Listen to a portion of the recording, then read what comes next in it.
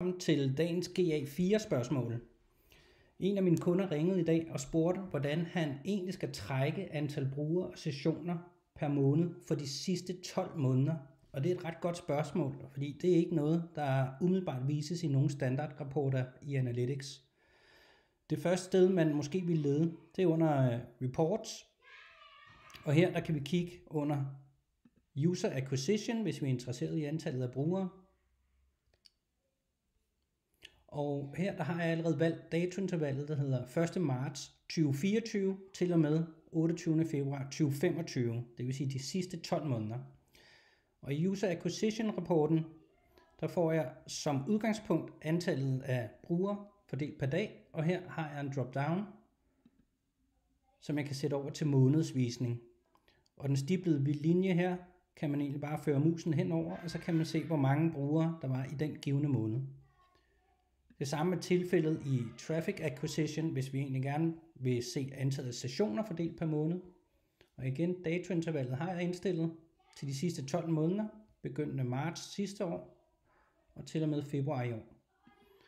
Så her på grafen vælger jeg månedsvisning, og så har jeg egentlig antal sessioner, hvis jeg bare kigger her.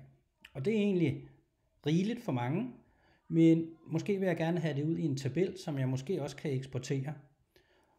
Og der er vi nødt til at gå ind i Explore for at oprette vores egen rapport. Og her laver jeg bare en ny blank rapport. Og det første jeg gør her, det er at give den et navn. Lad os kalde den trafik per måned. Og så går vi lige tilbage til marts 2024. Og vælger frem til 28. februar i år.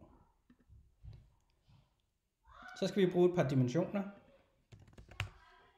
og vi tager den, der hedder month, og vi tager den, der hedder nth month.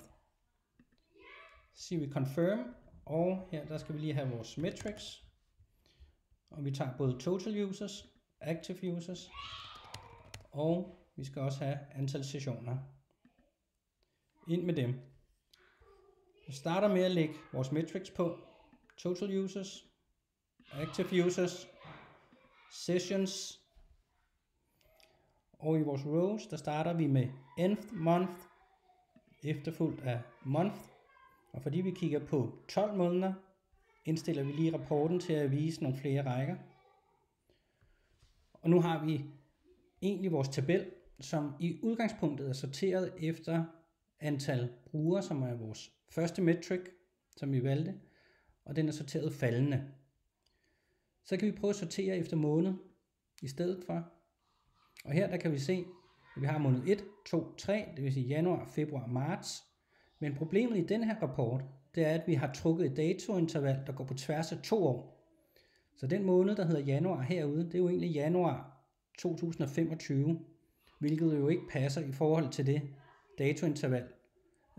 Så derfor så har vi taget nth month med, som egentlig bare er et udtryk for, jamen, hvilket rækkenummer er det i udtrækket.